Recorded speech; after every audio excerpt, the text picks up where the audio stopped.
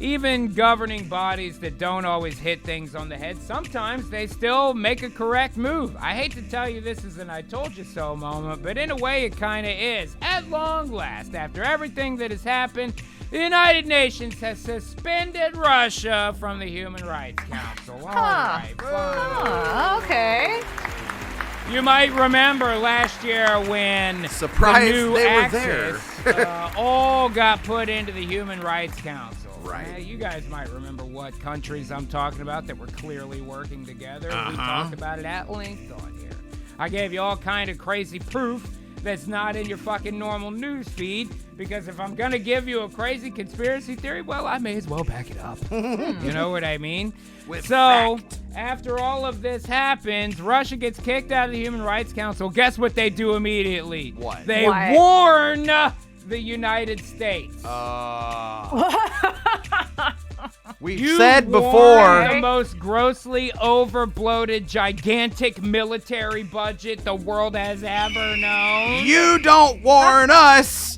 We warn you. That is correct, man.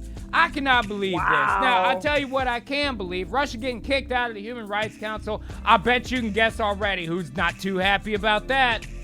China denounces the UN's decision to suspend Russia from the Human Rights Council. Oh, really? After all that time where they said they weren't buddied up and shit, man? Right.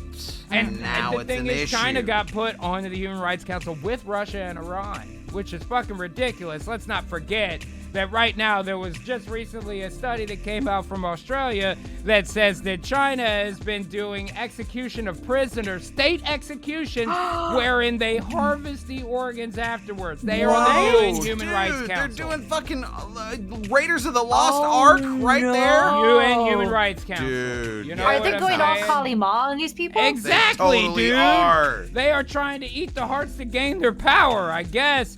And so, not surprisingly, after one of their buddies loses some level of power, suddenly they increase their nuclear weapons program. And guess who they're ready to point it at? Who could possibly fucking guess, man?